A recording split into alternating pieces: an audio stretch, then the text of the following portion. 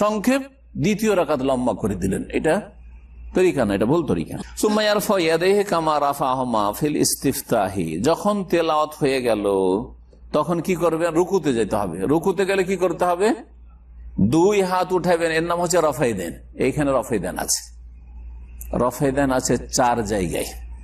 হানাফিরা শুধু এক জায়গায় মানে 3 জায়গায় অস্বীকার করে হাদিসগুলো, অথচ হাদিস বুখারীতে আছে, মুসলিমে আছে, এমন কোন হাদিসের কিতাব নেই যাতে নেই। রফাইদেন করলে নাকি তাদের নামাজে ডিস্টার্ব হয়। রাসূলুল্লাহ সাল্লাল্লাহু আলাইহি ওয়াসাল্লাম সাহাবায়ে কেরামদের ডিস্টার্ব হয়নি, তাদের ইবাদত হয়েছে, এদের নাকি ডিস্টার্ব হয়ে যায়। এবং তারা দাবি করে, ভিত্তিহীন দাবি, যে এটা রহিত হয়ে গেছে, আগে ছিল পরে নেই। সব ভিত্তিহীন কথা। দলিল একটা জায়গায় নবী বলেছেন যে আগে রফাইদান করতাম, এখন আর করব না, বা আমি আগে তোমাদের করতে বলেছিলাম, এখন আর করিও না। একেবারে ভিত্তিহীন দাবি। সুতরাং রফাইদান মানসুক, রহিত নয়, বরং রফাইদান নবী সাল্লাল্লাহু আলাইহি ওয়াসাল্লামের ইন্তেকাল পর্যন্ত সুন্নাত, যা হাদিস দ্বারা প্রমাণিত। এবং রফাইদান সম্পর্কে সাহাবায়ে কেরামদের উপর মিথ্যাবাদ বিয়াদুরা বলে যে সাহাবায়ে কেরামদের ঈমান নাকি এত দুর্বল ছিল, বগলে মূর্তি নিয়ে নামাজ পড়তেন, সেজন্য রফাইদান করতে হবে যাতে মূর্তিটা পড়ে যায়। তো পয়লা দিন তো পড়ে গেল, তারপরে হয়ে গেল। তাই যদি হইতো, তো যদি মূর্তি থাকেও তাহলে পয়লা দিন পড়ে গেল, ঝামেলা শেষ হয়ে গেল, তো তারপরে রফাইদান করতে থাকবে।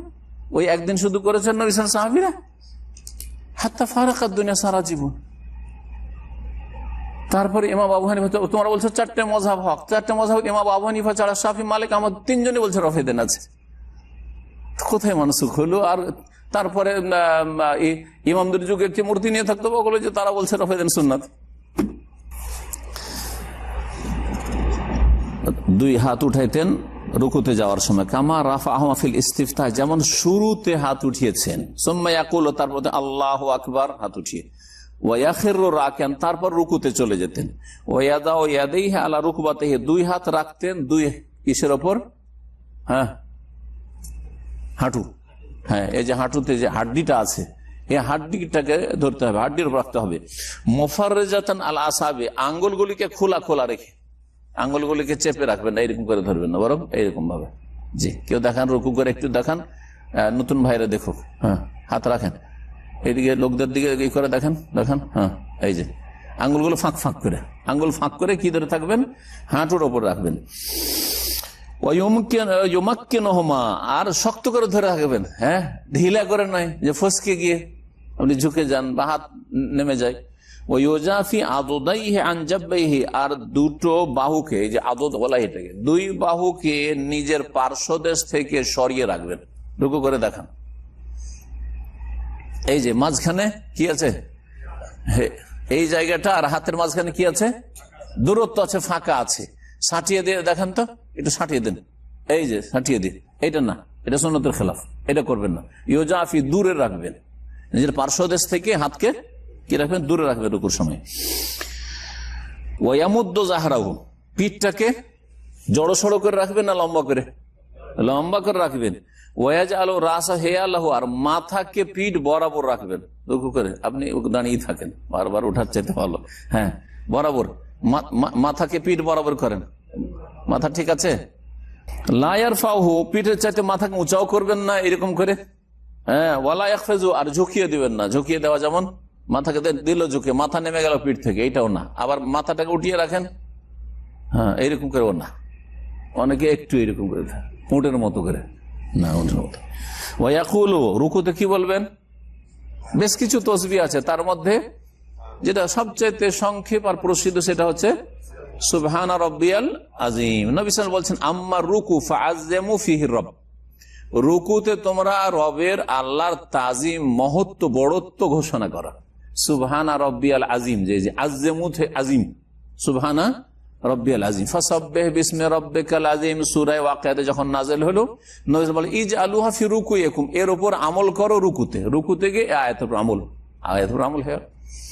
যখন নাযিল হলো সূরা আলা, সাব্বিহ ইসমা রাব্বিকাল আলা, বললেন ইজআলুহা ফি সুজুদ, এটা সিজদাতে পড়ো, মানে সুবহানা রাব্বিয়াল আলা, এই আয়াতের উপর আমল করো, সাব্বিহ ইসমা রাব্বিকাল আলার উপর সিজদাতে গিয়ে। তো রুকুর একটা তসবিহ পড়েন। ওয়াগাইরা যালিকা মিনাল আযকার, আর এছাড়াও যেই সব জিকির আজকার বর্ণিত হয়েছে হাদিসে। 2 নম্বর যেটা বর্ণিত হয়েছে বুখারী মুসলিম আছে, সুবহানাকা আল্লাহুম্মা রাব্বানা ওয়া বিহামদিকা আল্লাহুম্মা গফিরলি। কার মুখস্থ আছে? মাশাআল্লাহ, মুখস্থ আছে। সুবহানাকা তাসবিহ হয়ে গেল, আল্লাহুম্মা রাব্বানা ওয়া বিহামদিকা হামদ প্রশংসা হয়ে গেল, আল্লাহুম্মা গফিরলি আল্লাহ আমাকে মাফ করে দাও। রুকুতেও সিজদাতেও। এটা কখন শুরু করেছে রাসূলুল্লাহ সাল্লাল্লাহু আলাইহি ওয়াসাল্লাম? যখন সূরা ইযা জা নাসরুল্লাহ নাযিল হলো। ফাসাব্বিহ বিহামদি রাব্বিকা ওয়াস্তাগফিরহু ইন্নাহু কানা তাওয়াবা। ফাসাব্বিহ তাসবিহ করো, বিহামদি রাব্বিকা তোমার রবের প্রশংসার সাথে সাথে, আর ওয়াস্তাগফিরহু তার কাছে ক্ষমাও চাও। আল্লাহ ক্ষমা চাইতে বললেন, প্রশংসা করতে বললেন, আর তাসবিহ করতে বললেন। তিনটা হুকুম, তিনটার উপর আমল করার জন্য কি পড়তেন? সুবহানাকা আল্লাহুম্মা রাব্বানা ওয়া বিহামদিকা আল্লাহুম্মা গফিরলি। তার মুখস্থ, যার মুখস্থ আছে মুখস্থ আলহামদুলিল্লাহ আমল করেন, আর যার মুখস্থ নেই মুখস্থ করে নেবেন। দ্বিতীয় হইল এটা রুকুতেও আর সেজদাতেও। কেউ কেউ বলছেন যে সুবহান রাব্বিয়াল আযীম পড়ার পরে, কিন্তু জরুরি না। যদি সুবহান রাব্বিয়াল আযীম কখনো পড়লেন, কখনো শুধু সুবহানাকা আল্লাহুম্মা রাব্বানা হামদিকা আল্লাহুম্মা গফিরলি পড়লেন, তাও হবে। একটা পড়লেই হয়। আর একটা তৃতীয় তাসবিহ শিখে নেন, যেটা আমল আজকাল প্রায় উঠে গেছে। এটাকে ওলামারা বলছেন যে পরিত্যক্ত সুন্নত, মৃত সুন্নত করে দিয়েছে। সৌদি আরবে কিছু কিছু অল্প লোকের আলেম মানুষরাই পড়ে, আর আমাদের আহলে হাদিস ভালো আলেমরা পড়ে, এমনি জনগণের মধ্যে মশহুর নেই। সুব্বুহুন কুদ্দুসুন রব্বনা রব্বুল মালাইকাতে ওয়ার রূহ। তাহলে রুকুতে সেজদাতে তিনটে তাসবিহ শিখিয়ে দিলাম আপনাদেরকে, তিনটে। এই তিনটে মুখস্থ রাখবেন, কখনো এটা কখনো ওইটা কখনো ওইটা। অথবা সুবহান রাব্বিয়াল আযীম পড়লেন, তারপরে এটা দুবার তিনবার চারবার পড়লেন। সুবহান রাব্বিয়াল আলা পড়লেন রুকু সেজদাতে, তারপর তখন এগুলো পড়লেন দুবার তিনবার চারবার, যা হইল। না, এটা নেই হাদিস, এতে নেই। এগুলো ওই যে তারাবির পরে পড়া হানাফিদের মধ্যে আছে, এইভাবে নেই। তারপরে অসুন্নাত ইয়াকুনা রুকুহু ইন কানা ইমামান বিকাদরি 10 তাসবিহ। ইমাম যদি হয় নামাজে, নামাজের অবস্থা তিন রকম, ইমাম না হয় মুক্তাদি, না হইলে একাকী নামাজি, তাই না? ইমাম যদি হন তো মোটামুটি 10 তাসবিহর সমান রুকুতে থাকবেন, সিজদায় থাকবেন। মানে 10 বার তাসবিহ পড়া যায়, সুবহান রাব্বিয়াল আযীম সুবহান রাব্বিয়াল আযীম সুবহান রাব্বিয়াল আযীম করে 10 বার যাতে পড়া যায়। 10 বার যদি ইমাম পড়তে পারে তো 3-4 বার 5 বার তো দুর্বল মুসল্লি পিছনে পড়তে পারবে। ওয়াম্মাল ইমাম মুক্তাদি ফাতাবউন লিল ইমাম। মুক্তাদি হচ্ছে ইমামের তাবে, যতবার পারে। ইমামের পড়তে পড়তে আপনি যতবার পারেন, 3 বার পারলে 3 বার, চুপ থাকবেন না, 5 বার 7 বার যা পারেন পড়বেন আপনি। বেজোড় হলে ভালো, কিন্তু জোড়ো যদি হয়ে যায় সমস্যা নেই। ওয়াম্মাল মুনফারিদ, একাই যখন নামাজ পড়বেন, ফালাহু আন ইউতিলা ওয়া ইয়াকসুর, তাহলে আপনার ইচ্ছা, যত লম্বা করতে চান আপনি রুকু সিজদা, আর যত শর্ট করতে চান। কিন্তু এত শর্ট নাই যে আপনি একবার পড়া রুকুন, আর 3 বার পড়া সর্বনিম্ন সুন্নাত। জি হ্যাঁ, আর তারপরে যত বেশি করেন। এটা বললে মাথা উঠাবেন, মাথা উঠাবেন, মাথা উঠাচ্ছেন আর বলবেন, কি বলবেন? সামি আল্লাহু লিমান হামিদা, যারা তার প্রশংসা করলো তাদের কথা আল্লাহ শোনেন বা শুনলেন। ওয়ারফা ইয়াদাহু, যখন সামি আল্লাহু লিমান হামিদা বলবেন তখন কি করবেন? রফা ইয়াদান করবেন, হাত উঠাবেন। কয়টা হাত ওঠার জায়গা হইল? কয়টা হলো এখন পর্যন্ত? 3টা হয়ে গেল। একটা হচ্ছে নামাজ শুরু করার সময়, আরটা হচ্ছে রুকুতে যাওয়ার সময় আল্লাহু আকবার, একটা হচ্ছে রুকু থেকে ওঠার সময় যা কাম মিনার রুকুয়ে সামি আল্লাহু লিমান হামিদা রব্বানা ওয়া লাকাল হামদ। চতুর্থ জায়গা হচ্ছে 2 তাশাহুদ বিশিষ্ট নামাজ, হ্যাঁ, মাগরিব, এশা, তারপরে জোহর, আসর, এইরকম 2 তাশাহুদ, 2 আত্তাহিয়াত। যেই নামাজ প্রথম তাশাহুদ পড়ে যখন উঠলেন তখন কি করবেন? আল্লাহু আকবার, আবার হেদান করবেন। ওয়াইদা কামা মিন সিনতাইনে বা মিনাস সিনতাইনে, যখন 2 রাকাত নামাজ পড়ে উঠতেন নবী কারীম সাল্লাল্লাহু আলাইহি ওয়াসাল্লাম রাফাহুমা কাযালিক, আব্দুল্লাহ ইবনে উমর রাদিয়াল্লাহু আনহু হাদিসে রয়েছে, স্পষ্ট হাদিস এগুলো। এই সুন্নাতগুলি যারা ছাড়ে, না জেনে ছাড়ে, তো নেকি কমছে। আর জানার পরে যদি অবজ্ঞা করে যেগুলো মানবো না, তাহলে হাদিস অস্বীকারী। হাদিস অস্বীকারী 2 ভাগে বিভক্ত, আংশিক আর পূর্ণভাবে। আংশিক ভাবে হাদিস অস্বীকার, নবীর কিছু মানে কিছু মানে না। আর আরেক দল হচ্ছে যারা বলে হাদিস আমরা মানবো না, শুধু কোরআন মানবো। আহলে কোরআন গুমরাহ যেমন একটা ফিরকা আছে, ওদেরই এরা অনুসারী আংশিক, যারা হাদিস জানার পরেও হাদিস বিরোধী ইবাদত বন্দী করে। সামি আল্লাহু লিমান হামিদা বলবেন, ওয়ারফা ইয়াদাহু, 2 হাত ওঠাবেন, কামা ইয়ারফাহুমা ইনদা রুকু, রুকুতে যাওয়ার সময় যেমন রফাদান করেছেন। ফাইজা আতাদালা কায়মান, যখন সোজা হয়ে দাঁড়ালেন সামি আল্লাহু লিমান হামিদা বলে, তখন বলবেন রব্বানা লাকাল হামদ আছে, রব্বানা ওয়ালাকাল হামদ আছে, 2 রকম। তারপর ওয়াও দিও আছে, ওয়াও ছাড়াও আছে। রব্বানা লাকাল হামদু হামদান কাসীরান তাইয়িবান মুবারাকান ফি, এটাও আছে। হাদিসেরা এটার উপরে নিয়মিত আমল করে।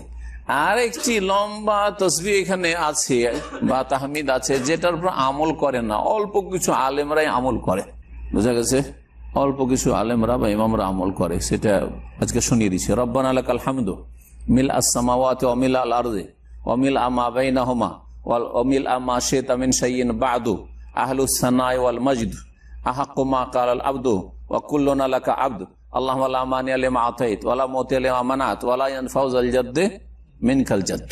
এখানে বেশ কিছু ইমামরা বা যারা আলেম মানুষ মুসল্লি তারা পড়ে, দেখে রুকুতে ওইটা মেলাক্ষণ দাঁড়িয়ে আছে।